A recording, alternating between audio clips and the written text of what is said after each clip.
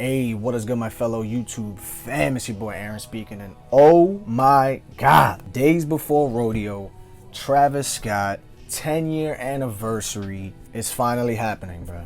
Even though I've had this album downloaded, like the MP3 files, since like 2015. I've had it for at least like 9 years already, but let's get it. It's finally gonna be on DSPs, deservingly so, bro. Classic. Basically a free album, which is what he tweeted back in 2014. The $ Travis Scott, we here. Vinyl came out with like some merch. I bought the deluxe version. Wait for an unboxing on that. So we're gonna rank every song from this mixtape. Basically an album. You feel me? Basically a free album. Let's get it. First we got Gray, which is crazy how influenced Travis was from Kanye. During this time, from like 2012 to like 2014, just the production, the way he did his vocals, it's so Yeezus inspiring. Like, even though he's wrote for Ye and he has songs on Cruel Summer, you know, that he's done for, he has some credits on it, he's produced. So yeah, like Travis did help Kanye in many ways, but like Travis says himself, without Ye, there is no Travis. And you could definitely hear that in a lot of these songs, especially Gray. This is probably the most Kanye sounding song, extremely influenced by 808s and Heartbreak. This is definitely an 808s beat, the flow, the auto-tune vocals. It's a smooth track. Definitely, I went back and listened to this whole tape again when I was at the gym, and the mixing is kind of bad on these songs and the vocals aren't as clear, but I think that's what made this project so authentic and different, and nothing was really sounding like this at the time other than maybe like Young Thug. From what I can remember back in 2014, like I don't know if there was much that was sounding like this other than, I guess, you know, Ye, but the vocals, the way it's like so like not scary sounding, but you know, like a Halloween vibe. I don't know. But Gray, good track. I would put this in B. I'm pretty strict when it comes to these rankings because I'm not just gonna put everything in S. There's got to be some sort of balance here. Good track. Not the best on the project, but I enjoy it. Back, it's crazy how Back, bro, it keeps getting taken down from like YouTube and shit. Cause like every time I would search for it, whenever I'm like at somebody's crib and like trying to play it for somebody, I can't find it. Or like I'll go on like Dat Piff, or not even Dat Piff, Live Mixtapes, bro, the app. By the way, they took it out. It's not on Live Mixtapes or anything. Like they took it off a lot of places. I think they probably took it off SoundCloud. I'm not sure, but Back is a track hard to find, but it's a bonus track from this project. But this is like a really good, like, turn up. I feel like a lot of people don't know about this song. It's a good turn up track. Like it's a fire, I don't want to say run-of-the-mill Travis Scott song, but I could see him performing this at a show. Like, it's a pretty fire track. Dope flow, dope chorus, the beat is hard, produced by Metro. I'm fucking with it. I think it's a good song. Put it in B. It's not the greatest on it, but it's a solid track. Next, Mamacita.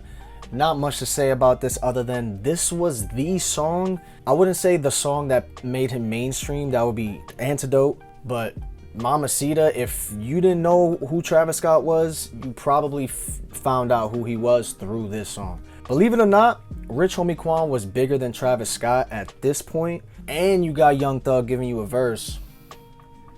When Rich Gang was at its heyday with Rich Homie Quan and Young Thug, it just made sense. Chorus, the fucking beat, once you hear that, it's over.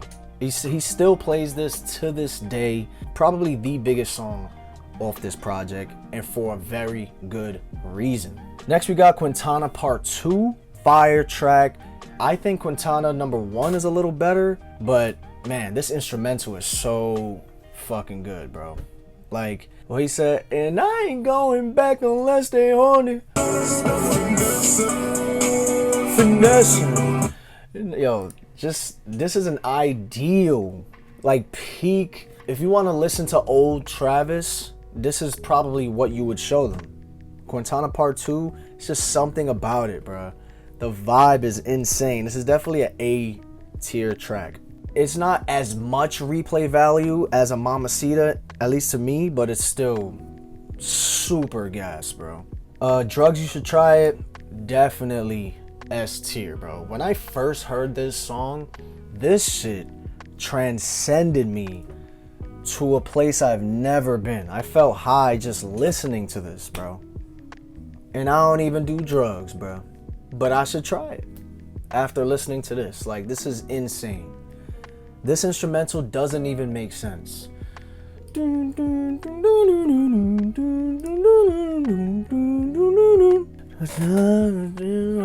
Like, just the vocals. Like, if anybody was to make this song what it is, it's Travis Scott. Like, he did this beat justice. Insane. Don't Play, which was one of the singles off this mixtape, you know, something that actually had a music video just like Mamacita. Solid track. Big Sean bodies this shit. Dope chorus. Travis Scott's on a horse, and by the way, in the music video, that horse literally takes a shit as he's on the horse. I don't know if you've seen that, but it's like at the 50-second mark. Don't ask how I remember that. But yeah, it's good. I'm surprised, not I'm surprised, but he has so many songs. He could still perform this to this day. Great track. Not S tier in my opinion, is definitely a A. That's just me, kid. Next we got Skyfall, S tier without a doubt. Ooh, sounds like Roman Reigns. Ooh, ooh, what? Bro, that video alone with Travis and Metro in the studio made this song S tier, period. I'm trapped in my conscience. Are you kidding me? And Young Thug, the sky keep on falling. Next we got Zombies. I like this song, man. I fuck with this song. I've always liked this song. Bro, that second verse, he's spitting, bro. He's actually spitting on that shit. He rhymed pornographic for like 1 minute straight. Halloween ass beat. I like this song a lot, fam. I'm giving this an A. This is one of my, I guess, like, deep album cuts that I truly fuck with. Like, I don't know what it is, but it's such a vibe for me. I really enjoy this song. Sloppy Toppy, damn. It's crazy how different Quavo sounds. Quavo, from when they first came out until I want to say like 2016 was when he kind of started molding his sound to like super auto-tuney, kind of, I don't want to say took Travis's style, but he kind of started sounding like Travis a little bit. It's hard to explain, but he wasn't that Quavo no more in 16 and after. But this was like that, like, I can't even explain the flow or the voice that he had. It was just different. And this is like peak Migos. Like, this is I might have to put this in S tier, bro. RIP Takeoff, man. They all body this shit. Travis bodied this shit. Fire beat. I can't even explain how different Quavo sounded back then. It's kind of crazy. Basement Freestyle. I might get some flack for this, but I think this song is okay. It's alright, to me at least. I mean, I'm off a bean, I fuck with it. Don't get me wrong, and the chimes in the beat, like Metro bodied this, but I don't know. It's alright to me. I mean, it's cool, but I don't know. I just don't really bump it like that. Backyard. This is an A tier track to me because I feel like this is one of his most inspirational, motivational tracks. Such a vibe. It's such a smooth ass song. The chorus sounds like something Kendrick would have made back in like 2012 or something. Especially the ad-libs in the second verse where it's like, no, no, no. Like after every sentence, it sounds like something Kendrick would make. I feel like Kendrick would have bodied this song. Like if Kendrick was featured on here, this is one of his most underrated pen game written songs, in my opinion. And last but not least, we got The Prayer. Ooh, I'm debating between S or A tier, fam. Because once that 2-minute mark hits, the production, that dark, eerie tone to it is goosebumps for real. It's produced by Wonder Girl. too. Like the same person who made Antidote, Scott and Ramona, mad songs off Utopia, Love is Rage 2, a couple songs off fucking Aim for the Stars, Shoot for the Moon, whatever, Pop Smoke. Like Wonder Girl goes crazy. You know what? I'm putting it in S tier. I'm putting it in S tier because the way that this starts off the project, this is the intro track. Like you're literally entering the rodeo.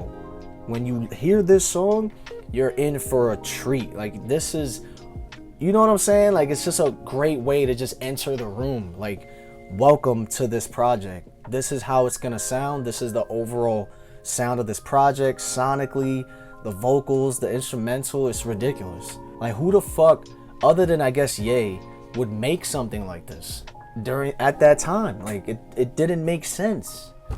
This song is ridiculous.